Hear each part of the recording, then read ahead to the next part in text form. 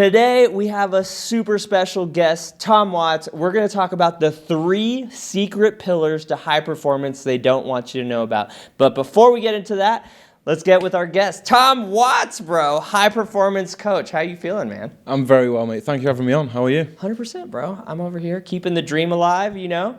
So you're launching an exciting new program that's targeting specifically high-profile, high-net-worth individuals, high performers that are not really optimizing their whole entire life, right? So how did that come about? And tell me more about that. Yeah. So originally, I had my coaching business, which was Tom Watts Training, and after coaching many people and achieving unbelievable results, I started to kind of work with more high net worth people, like you mentioned, and like busy professionals that kind of were neglecting certain areas of their own kind of journey in life, which were holding back into reaching their potential. Yeah. So after working with them for months and months and months, like it just kind of clicked. Like there was something kind of missing. There was something more that I could offer to further develop their results, not just physically or visually, but also mentally. So with this framework that I created, it's the first pillar is physical optimization, because for me, when you're in a physical, like a solid physical shape and you're confident, every other kind of environment you go into, you just got that confidence. You walk into a room, your chest is held high. When you meet someone, you're not like kind of nervous. You're your true self. Right. And also with working on the physical optimization side, like you push through boundaries that you didn't think that you could, in the sense of, for example, completing your first half marathon or lifting heavier on squat or bench press you ever have. So that teaches self-discipline, and the fact that you can hold like kind of promises to yourself and just be like, no, I'm doing this for me. Yeah. The second pillar is precision nutrition. And now nutrition is everything to everyone. Like that is what is going to get you to the result. But with busy professionals and high performers, that like nutrition is something that I think that they lack with the education knowledge in how to implement that.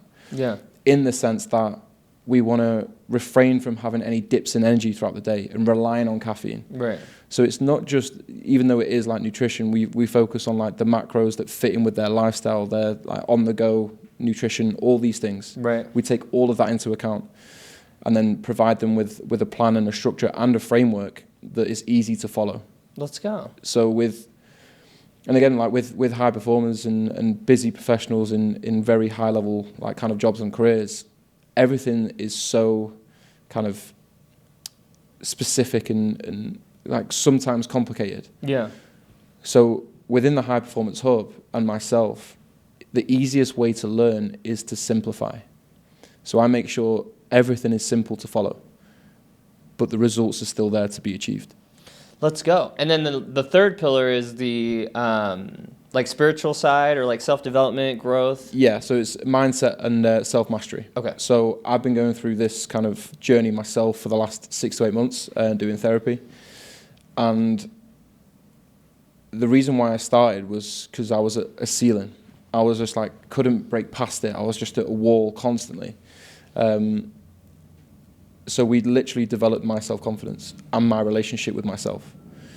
And my therapist is an absolute magician, genuinely is. And he said, like, you can only grow as much as you grow. And that just like really nailed down into my reasoning in why I'm creating this redirection. Like, it's not just a rebrand. It's not just a shiny new object. It's got purpose. Like, what I'm aiming to do is build a community, build a movement of like-minded individuals that just want to excel in every area of their life. Yeah. Now, this is not business coaching. Right. This isn't me saying I'm going to make you an X amount of more money a month. Right. But it is going to transfer into business. Mm-hmm.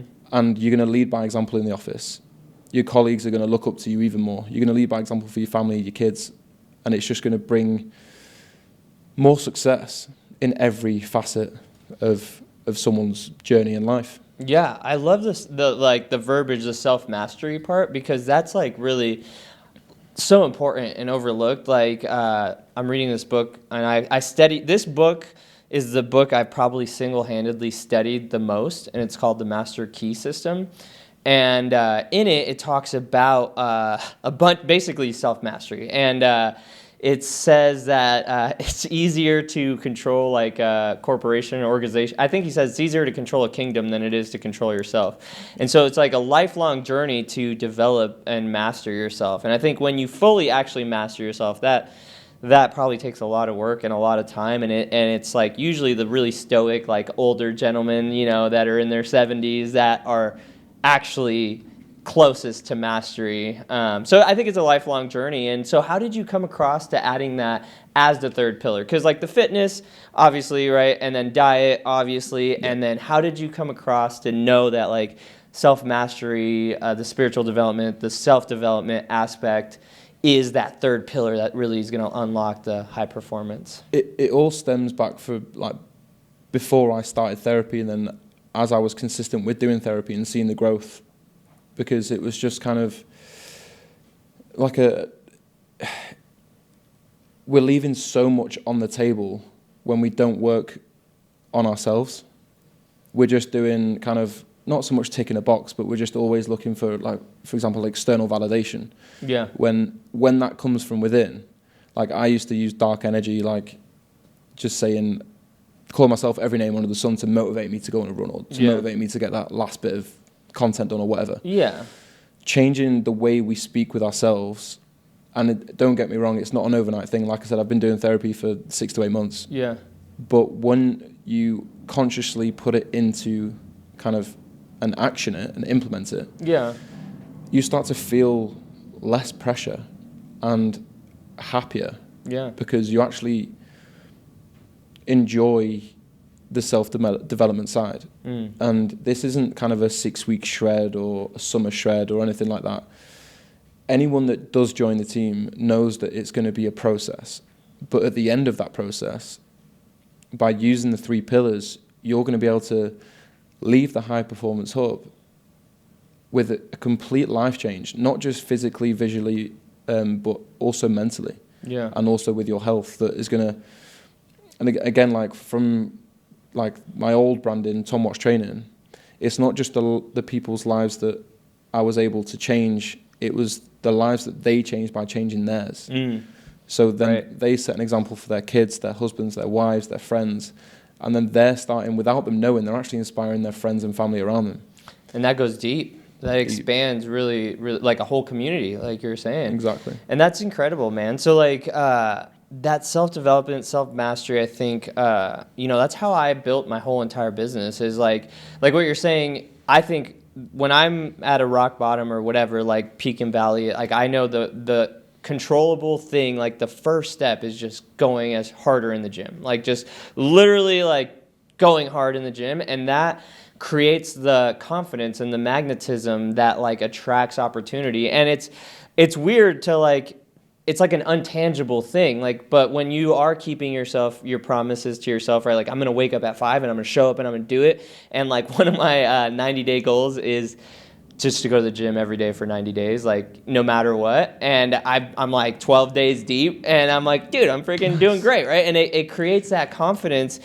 And I think it is important to like, we all have the dark energy, and I don't think that it's like, it has its purpose. Like when I fight, the only demon I fight is at 5 a.m.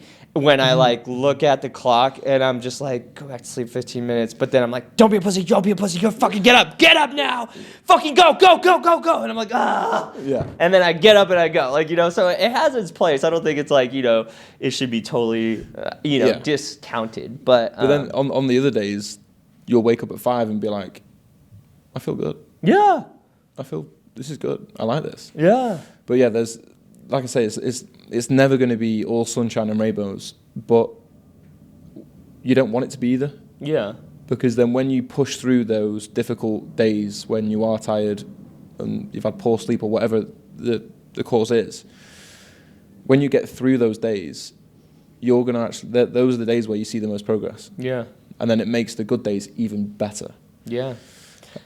Well, go ahead. Sorry. No, I was going to say, like, every time you get up and do something that your subconscious is telling you not to do, yeah, you win. Yeah. You always win.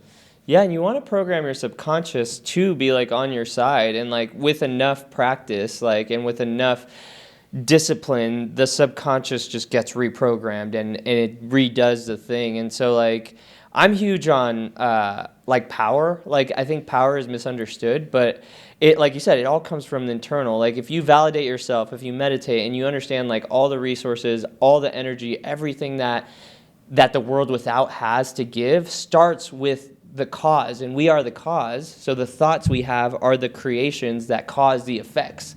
So if we know that we're the cause and we can meditate, create that internal validation, and just radiate our confidence, our energy, our magnetism, our power, then wherever we go in the world, that there's an essence to you where people don't know what it is, and they're just drawn to you, and it magnetizes and it creates opportunity, it creates influence. And what you're saying, it like goes down, and I am able to impact people like that I just run into, right? Like at the store, I'm like, oh, you look great. Like you're sharing your sunshine or your positive energy, and it just radiates across the world. And you don't know who you're impacting or who you're changing, but I think that your 3 pillars is a good way if someone is not experiencing that reality to get plugged into that program and then experience those type of that type of reality. Yeah, because if someone just came to me and was like, oh, I would just want to get fit, I'd just be like, right, sweet. But if we just focus on those metrics, we're leaving so much on the table. Right. It's about like, right, how are you feeling? How's your relationships? How's your emotional intelligence? How's your emotional balance? How's all of that encompassing into you? Right. And one thing that I've really developed for me individually is my like emotional control, because when I'm like kind of stressed and, you know, the day to day, and you're just on it. Yeah. Sometimes I struggle to be present where my feet are. So whether I'm with my wife or my parents or whoever, I'm just like thinking about the next task. Right. And this is something that me and my therapist worked on. It's just like, right, next time you're in that situation, give them the time. Yeah. And in a way, like, stop being so selfish. Yeah. And he was asking me like what I thought masculinity was. And it was like, oh, this bravado, like, I'm the biggest in the gym and all that. He goes, no, it's about having patience and giving time for other people. And he was like, the true trait of masculinity is being able to leave a room in a better place than you found it. So as soon as I heard that, I literally finished my session with him, and I went into the kitchen, and I'm sure my mum's not the only one, but she loves telling a story that could last 5 seconds and it'll go into 5 minutes.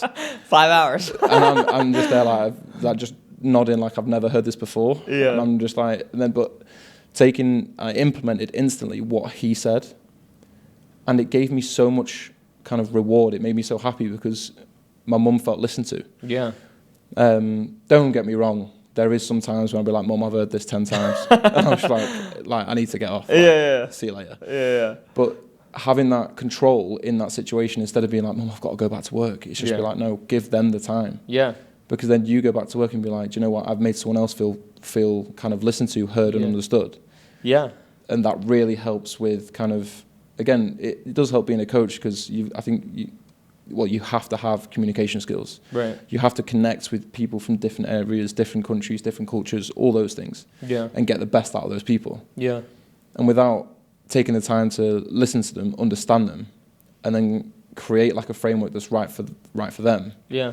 You're gonna fall short, and people aren't gonna get the results that they deserve to get. Yeah, and you know what's crazy is there's a book called Never Split the Difference.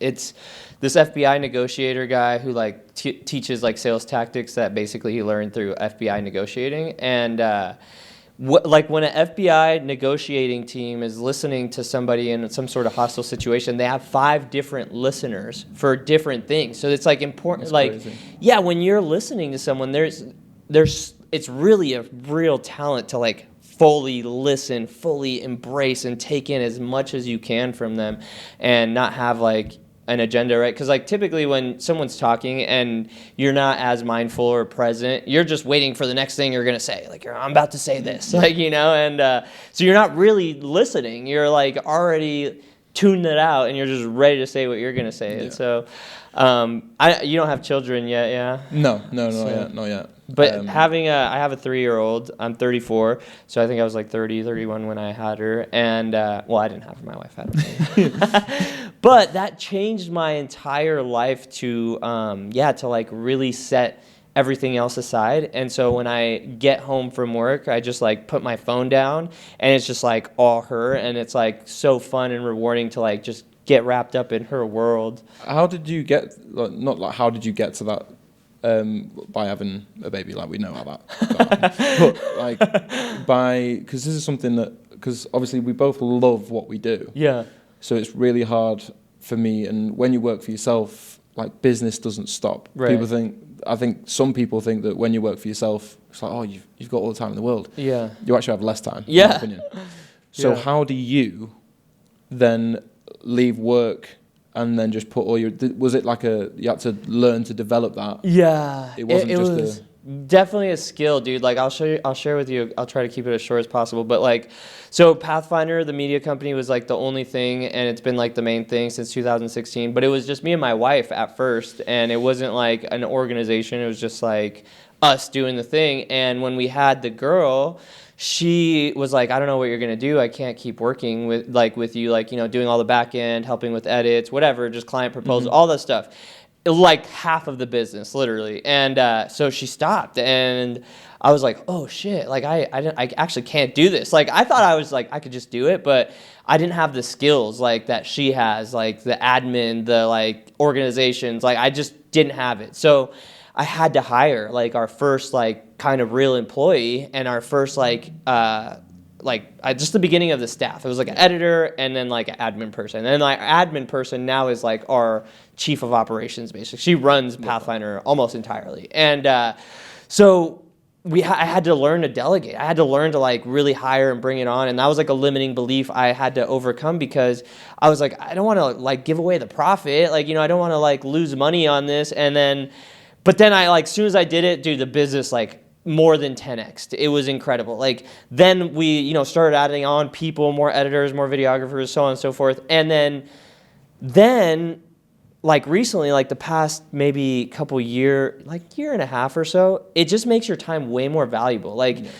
I look at it like even when I'm doing a really, really important meeting. Like I just closed a deal this week that's like over $100,000 like value. And Congrats. In that moment, I still would rather be hanging out with my daughter. Like I still would rather be spending time with her. And so it made my time so much more valuable to where I just think that. I'm like, dude, I don't want to take time to do any of this other stuff because I'd rather be playing like tea time with her. Like, you know what I mean? So that gave me more leverage with my time. So like now I know like the demand is there for me. And I think it takes time, right? Like if you're building your business, I'm not saying like just be like, oh, Hollywood, like, oh, I have demand, like, and not take care of the people. But like, I think before that, it made me feel important to have like 1,000 texts all the time. And then now I'm like, okay, there is 1,000 texts coming through, but like run it through the proper channels of like, filtration before it ever gets to me.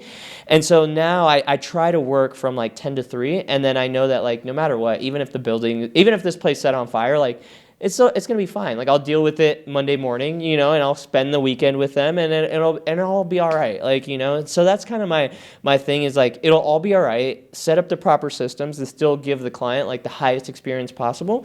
And then, so I guess that was like it's kind of scattered, but like first it was like, learn to delegate and then build systems in place to still give the client the highest level of experience and then trust the systems and remove myself. So I try to work only 10 to 3 and then anything in between, I know that if there's a fire, I'll just deal with it when I deal with it. Like it's not gonna, like literally no one's gonna die, right? yeah, literally.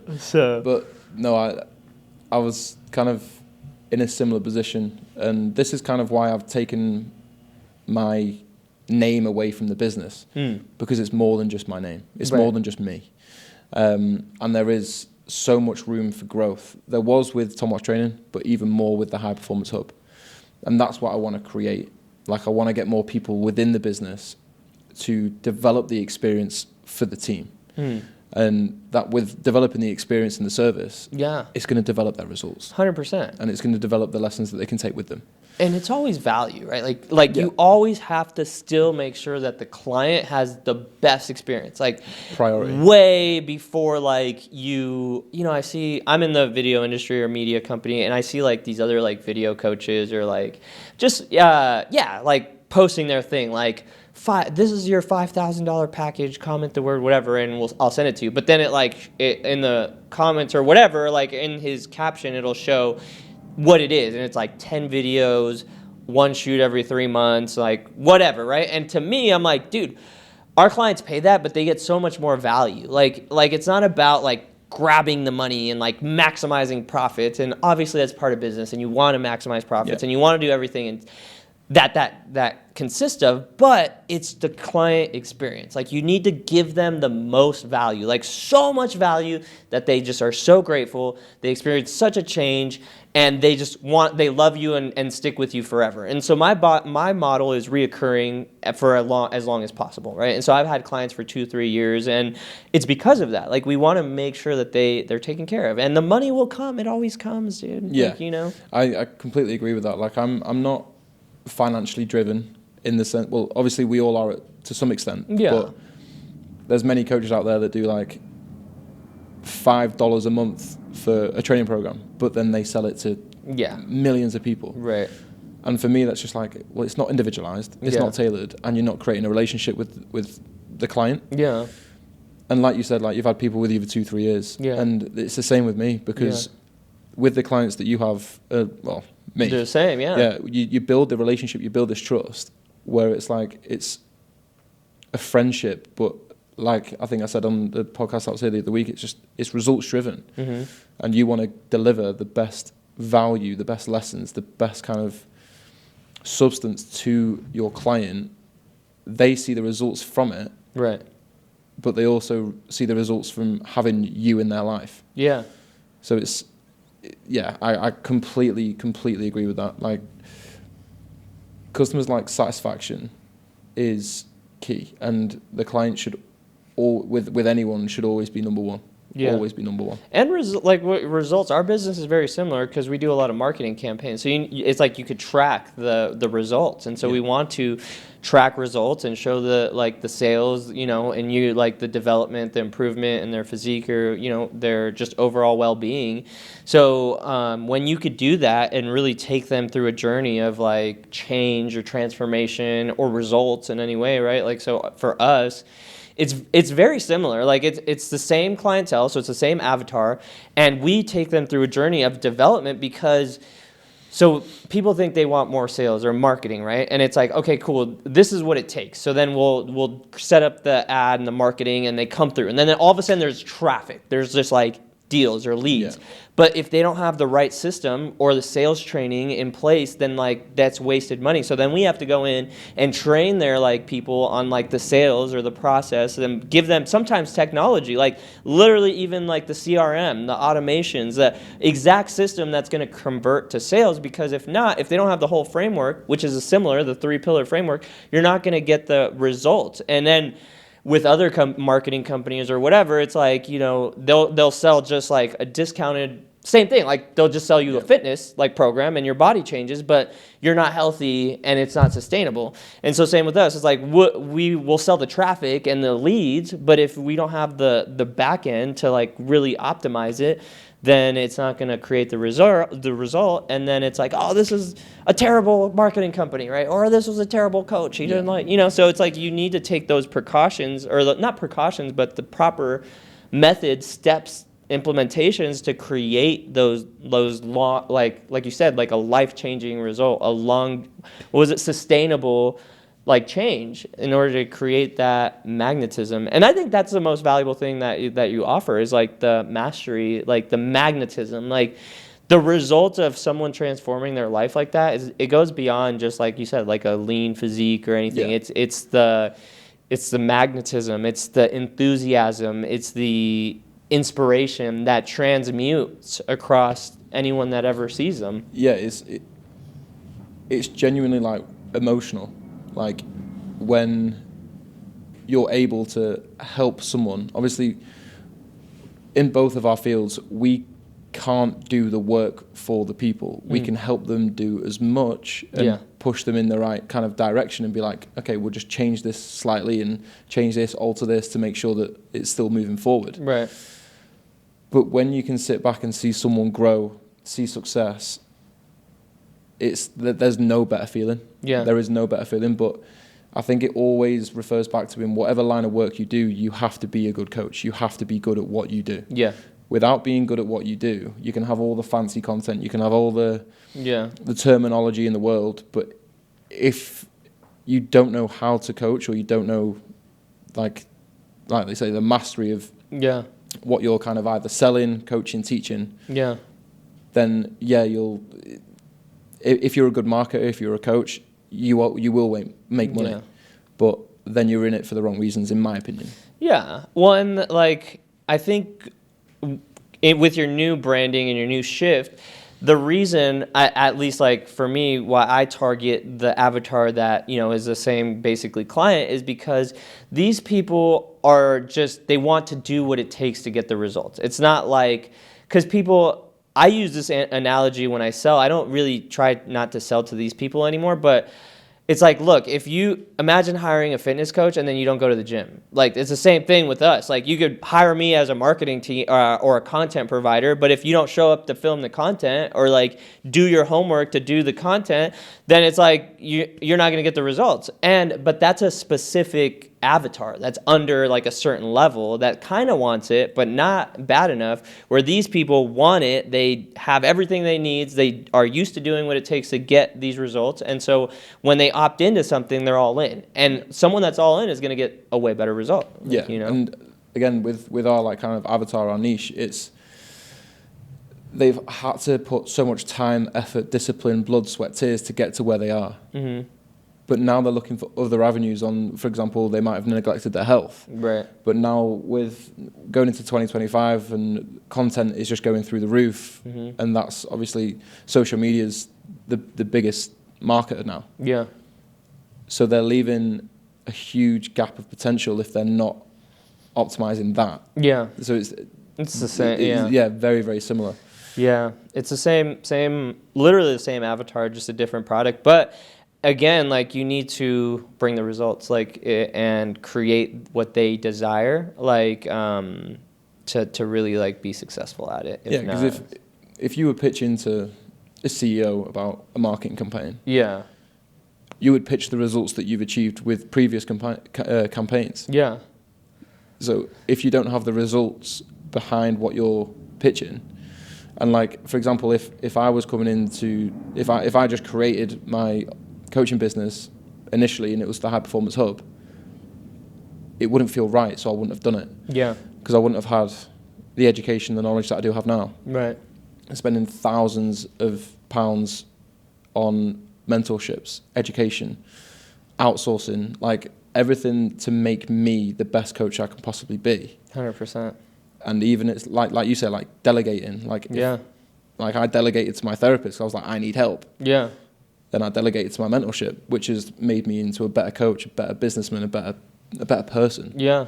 So combining all that and surrounding yourself with other unbelievable coaches and other people in that field where you're bouncing ideas off. You should be like, right, okay, why didn't that work? Have you guys tried this before? Yeah. Or whether it be a new system, whether it be a new kind of nutrition aspect or whatever it is. And I think the more that you like put heads together in the right fields, even if it's completely different industries, you're always going to learn. And for me, education is everything. The more you learn, the more kind of successful you'll be, not just financially, but like we say, like the self-mastery thing and all those, and it just comes, everything just genuinely falls back on the three pillars, and that's why I'm aiming to just execute all them with each individual's journey. Yeah, I love it, bro. And I love what you have going on, and you know you're doing really good. And I'm proud of you for being brave of being on camera. I know this is like a very uncomfortable thing, but like that shows like when you're coaching people that you're telling them like, I know it's uncomfortable. Like I'm doing it too. Like you know I'm doing uncomfortable things in my life to help to do that growth. Mate, I remember my first mentorship. He was like, right, you need to start posting reels, like you talking. Oh, mate. I was like, no, I can't. I was like, I'm just going to go on Canva and put a random picture up. It took me, for a 45-second reel, no joke, this was when I first started, like 4.5 years ago. It took me 2 hours to film a 45-second reel and then 3 hours to edit it. And It's a skill. so that's what I mean. You just got to, it is cliche, but you genuinely have to put the reps in. Yeah, it is, dude. I mean, I've been dancing around in front of a camera since like 2013. So like, That's why you're so good at it. It's terrible. And then like when I look at my old stuff, it's so bad. But like I had some delusion. I was young, I was like 21, 22, 23, like, bro, I'm doing great. Like, I'm fucking killing it. And I look back at it, it's so bad. It's so cringy. I literally, when I show people, I like well up with tears, like, because I'm so embarrassed. But that's, again, the other thing I'm working on is like, my therapist was like, you're enough. Just people like you. Just be your authentic self. 100%. And I think that's why I get along with like the people that I do coach and the people that I am kind of pushing to coach now, is because in their daily lives, it's always kind of suits and ties, boardrooms, whatever it is. Yeah. Like, it's very stiff. So when they jump on a call with me, mate, Yeah. barriers are broken down within 5 seconds. Yeah. And it's just like, right, well, no, we're still professional, Mm-hmm.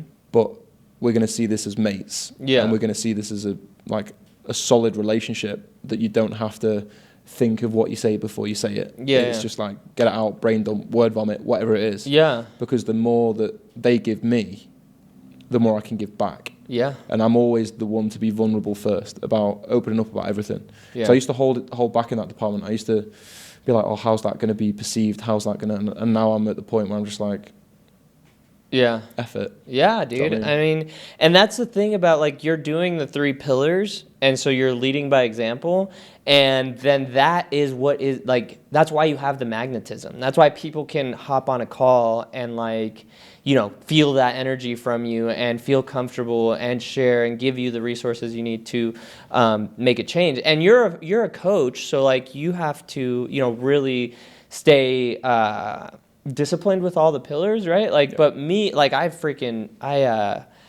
fell off over the holidays, man. Like my fitness was just like I didn't go to the gym for like a month or whatever, and I was sleeping in. I was just like, it took me a long time from like November, like Thanksgiving break, to like just maybe like middle of January. I'm only 12 days straight. Like, I'm barely back from that. Better than nothing, mate. It's better than nothing. Yeah. So, and when you have to lead people, like you still have to, like I still have to show up at a high level for everyone, but it's like my own personal well-being that, like you're saying, that suffers. And I've noticed that, like with coming back, that like I feel like the energy, and like people that I've met in that time frame or whatever that didn't know me as like the full version of myself, now are like, whoa, this guy's fucking, what's this guy doing? Like, so it's 100%. so I, as like similar as the avatars, like I have my ups and downs, and I try like to do my best. But that's why it's important to hire a coach to like be there with you and hold you accountable and like, keep you on the track, because we all need someone to lean on sometimes. Yeah, big time. And like I've got a coach myself for like kind of fitness and physique training, because I don't care who you are or what you do, accountability is a superpower. Mm-hmm. And yes, being a coach, I know what to do, I know what to eat, I know how to train. Right. But it's having that thinking taken out of the equation, so then I can put all my focus on my team and get them the results whilst that job's being done. So again, it's delegating to make sure that we can push success for everyone else. And one thing I say to everyone on like calls before they join the team, and that I'm like, your goal is now our goal. Yeah. So fitness journeys and journeys in general can feel quite lonely. So I want to literally rewrite that. Yeah. They're part of a community, they're part of a team, they've got me in their back pocket 24/7. Yeah. And the thing that sets me apart, but without me being so ingrained and engrossed with their kind of journeys, obviously we go back to the relationship and trust, but I do a lot of kind of half marathons, 10Ks and fitness events with my clients. Oh, that's pretty cool. Because I want to, and it's not for the content, it's not for the engagement, it's because we're training them to achieve something either like a personal best or something they've never done before. Yeah.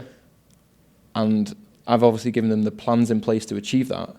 But then when I'm there with them on race day, for me, that's an unbelievable feeling. Yeah. Like I've said it a few times, like I aspire and will always want to be the coach that I've always wanted to be for myself. And just having that support. Like when things aren't going great, there's like you say, when the peaks and the valleys and stuff, there's always lessons to be learned with each of those. So when things are going great, sweet, why? When things aren't going great, there's even more lessons to learn. And like, right, so how are you speaking to yourself? Yeah. What we're eating? How we sleep?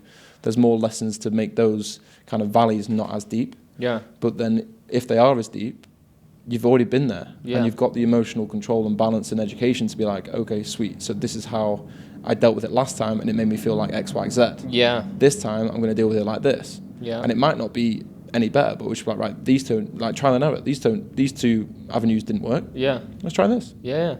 So we always find a way that works. Yeah, and I think when you're on point with your like the 3 pillars in like peaks and valleys in business, like you're able to stay level-headed, like, you know, or like stay, like have your foundation. And what's incredible about like, and then this is like maybe a way deeper like spiritual principle, but like when you are even, or when you're like at a well-being, then everything ends up working out. Like, you know, everything really just, you create opportunity around it, regardless of like, you know, what's happening, like whether it's fires, whether like whatever the case is, it ends up just being like when you're in a even mental state and healthy and happy, you know, your business could be on fire and you're like, it's all right, it'll work out, like, you know, and versus like when you're not, and like, and something like that happens, which is inevitable in business, like, you know, you're going to lose your shit. You're like, oh, bro, it's the end of the world, you know, and affects your personal relationships. You know, you don't want to play with your family, whatever, like, you know, so it's important to make sure that you stay on the, like, self-mastery. And, like, when the highs are high, too, to, like, stay on the, like, the stoic, even path and, like, maintain. It's always celebrate the wins. But don't, like, for me, it's like the bad days don't last, and neither do the good days. Yeah. But that's what makes the good days even better, because there's just I know it's quite probably demotivating, but there's a bad day waiting to happen. Yeah. But then on the other side, there's also a really good day waiting to happen. And like you say, like staying on an even playing field kind of thing, like with the mental side, in my opinion, it all comes down to just developing emotional intelligence in the relationship with yourself. So when things are going great, it's like, sweet, let's not get complacent. Yeah. Let's stay humble and let's keep pushing forwards. Yeah. And then when things aren't going great, it's like, okay, sweet, take a deep breath. Why aren't they going great? What's happened? Is it actually facts? Does the data show it? Yeah. Or is it just my mental kind of framework and how I'm perceiving this? Yeah. So yeah, it's very interesting and it's extremely rewarding. Yeah. I mean, like, biggest takeaways right now from this book I'm studying, it's like discern fact from opinion. So, like, most of what people think are facts are just opinions. They're not necessarily facts. So, like you just said, it's like discern, is this like a fact or is it an opinion? And then also the, I don't remember what it was, but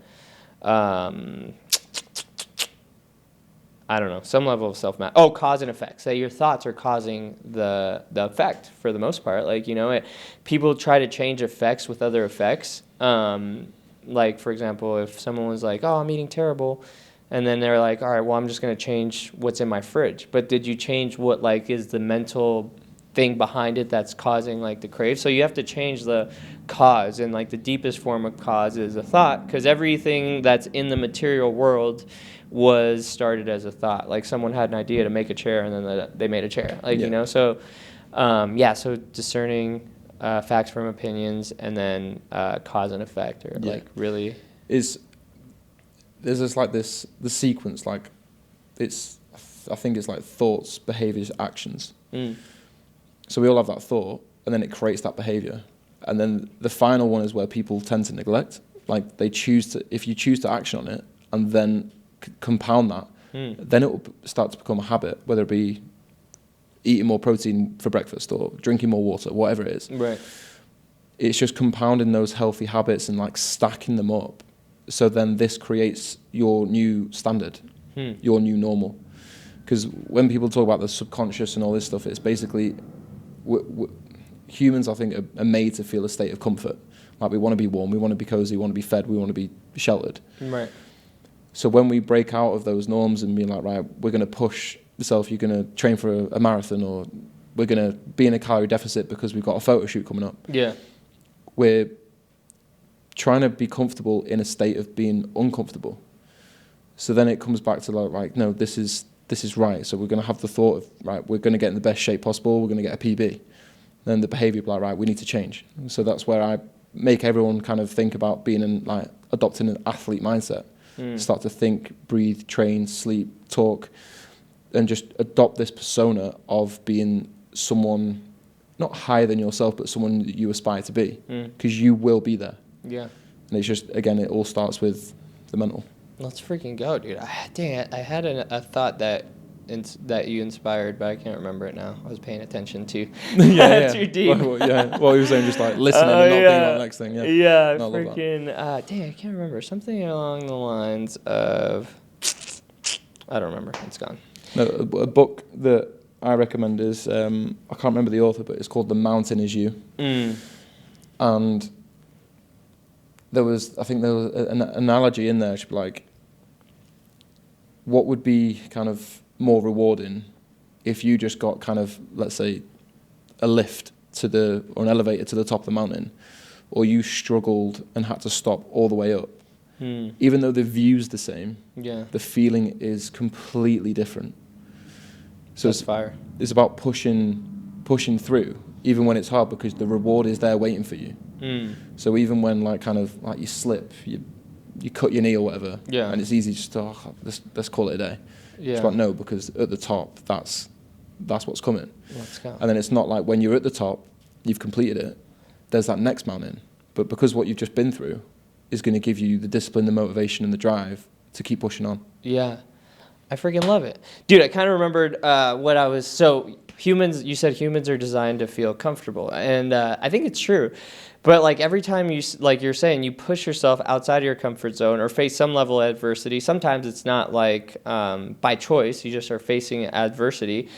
When there's like a dynamic change like that, typically, and if you face it and go through it, you're way better off on the other side. And so if you looked at a chart without like any emotion attached to it, and you just saw like these like red dots, and every time there was a red dot, like the chart spiked up, and there were just like different points of red dots, and you didn't have an emotional connection to it. You'd be like, what are these red dots? We need to have fucking more of them. Like, we need more red dots. But those red dots are like adversity, catastrophes, challenges that you face that make you so uncomfortable that you have to get through them. And then on the other side, it's always like way better. 100%. And like me doing this stuff, and like I said about me filming my first ever reel, that literally I was sweating that hard that I just literally had to be naked by the time I posted it. I was that hot. But pushing yourself outside your comfort zone isn't going from not being able to run to do a half marathon or a full marathon. Yeah. It's just doing the little things consistently. Yeah. And it's whatever that is, like you don't like water, sweet. So there's other ways that we can get your hydration levels up. And just like, we're just going to push your comfort zone a little bit and a little bit. But every single time that you push through it and then you maintain that level, it's not about like you going on one run, then never doing it again. Yeah. But it's having the systems in place to make sure that that step outside the comfort zone is strategic and it's right for you. And that's where obviously you know the individual. Like if you gave me a marketing campaign that was far above where I am currently, it would just be too much of a jump, and I'd probably pull back 10 times harder than I would want it to push. I see, yeah. If that makes sense. Yeah, that's important, right, to meet people where they're at. Well, dude, Tom Watts, what an incredible conversation. Where can the people find you? Instagram. So it will be my name and then the High Performance Hub. Let's freaking go. Tune in, guys. Follow Tom. And if you are in the market for high performance coaching, make sure that you click through, send him a message so that you could feel this amazing energy that radiates from within. We'll see you next time. Thank you, mate. Let's go. Mate, that was sick.